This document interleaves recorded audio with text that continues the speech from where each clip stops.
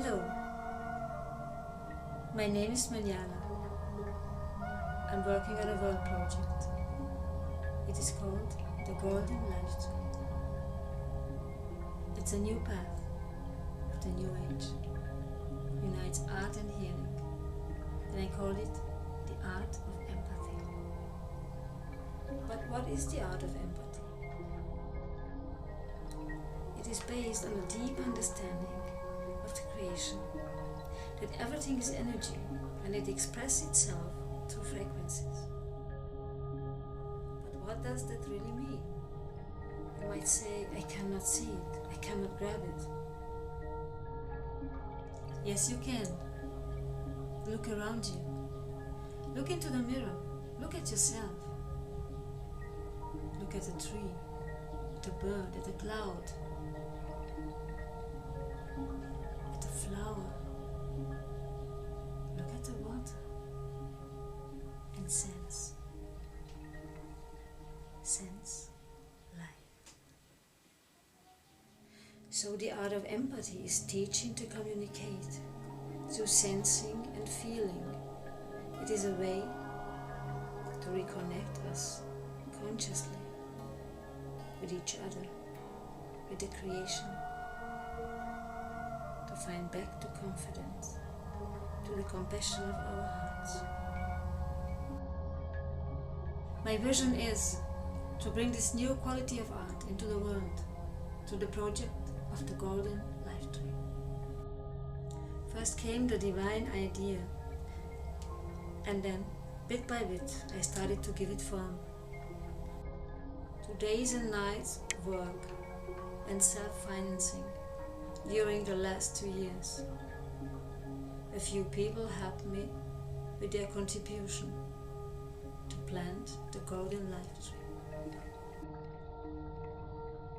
The growth of this life tree, branch by branch, root by root, is like a river, transporting the flow of the universal love to heal the thirst of the souls for harmony.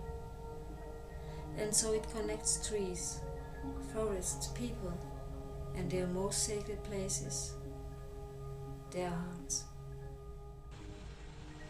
We live in a fast-changing time, with an overload of information, so that neither the mind nor the soul can keep up with it. Many people feel lonely, sad and helpless, more and more separated. Where is the solution for all that? It is to find in the depth of the soul. I would like to give you an example by sharing a story from my life with you. Many years ago I had cancer, and I went through a few different forms of healing. I changed many things in my life. The medical results said healthy. I was in the recovery period, believing it is over. Then a few weeks later, by the next control test, I got the message that it showed up again. I didn't want to believe that. I was working so hard to heal myself. I was doing so many things, and it was not enough. At this time, I got the message, you have to go deeper, deeper into your soul. There is the root of the symptom. There is true healing possible. You will paint healing pictures, and then take the energy of the pictures into your soul, and you will get healed. And I started to paint, and paint, and paint. And my life changed. I followed this path and got new visions of paintings. They looked like holograms and seemed to be alive. I was amazed by seeing these pictures. But then the next thought was, oh, thank you God, they're so wonderful. But how to make them? The answer was, I have to find new ways, new materials and techniques. So I started to experiment. and in the meantime to work on my inner growing. So I am ready now. I am ready to share all this with the world. I don't want to meet you here as an artist or a healer. I like to meet you as a human being. A human who left behind a life full of suffering and pain, who stepped out of fears.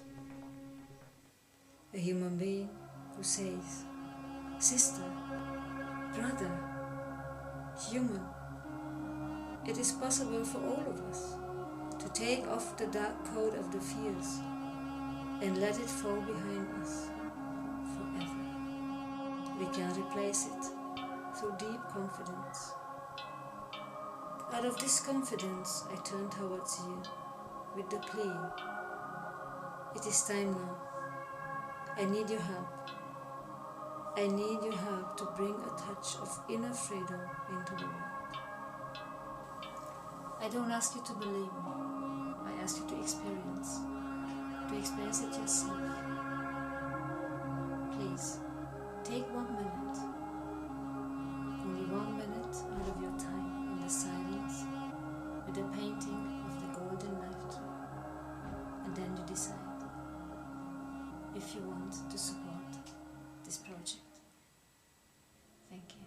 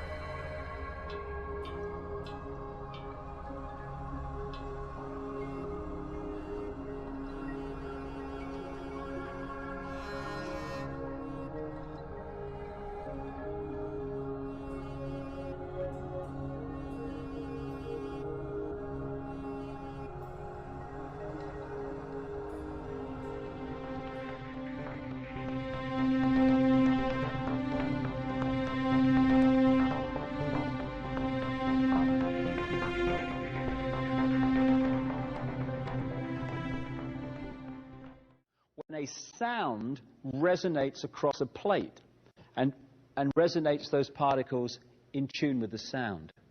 Because when we think, we're not just sending out a wave which resonates the energy, we're sending out on a frequency outside of the range of human hearing, we're sending out a sound.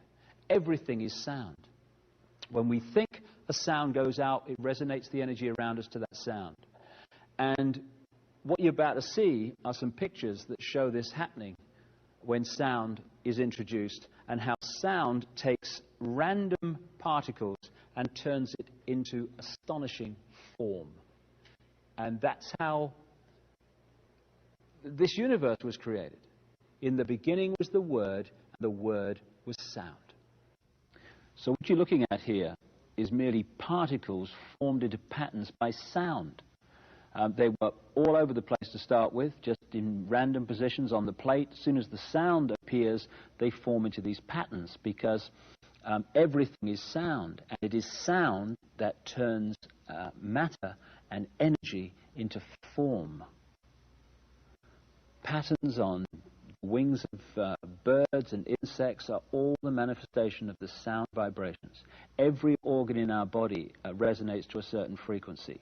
And when our thoughts and emotions and stress and the vibrations that causes de-harmonize the vibrational state of our various parts of our body, we become ill.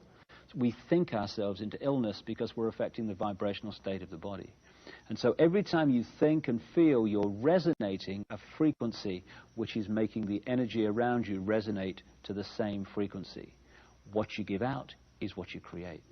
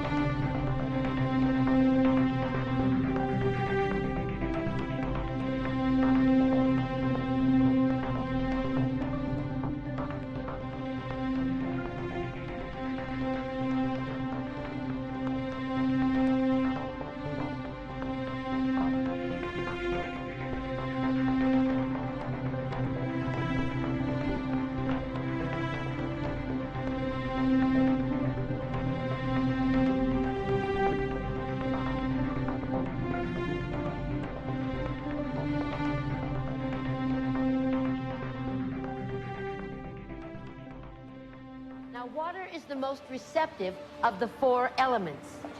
Mr. Emoto thought perhaps it would respond to non-physical events. So he set up a series of studies, applied mental stimuli, and photographed it with a dark field microscope. This first picture is a picture of water from the Fujiwara Dam. And this picture is the same water after receiving a blessing from a Zen Buddhist monk. Now, in this next series of pictures, Mr. Emoto printed out words, taped them to bottles of distilled water, and left them out overnight. This first photograph is a picture of the pure distilled water, just the essence of itself. These subsequent photographs, as you can see, are each different. This is the chi of love. And we move along here to thank you. And you can see where he taped that to this bottle here. But if you read Japanese, you already knew that. Now, Mr. Emoto speaks of the thought or intent being the driving force in all of this. The science of how that actually affects the molecules is unknown, except to the water molecules, of course. And it's really fascinating when you keep in mind that 90% of our bodies are water.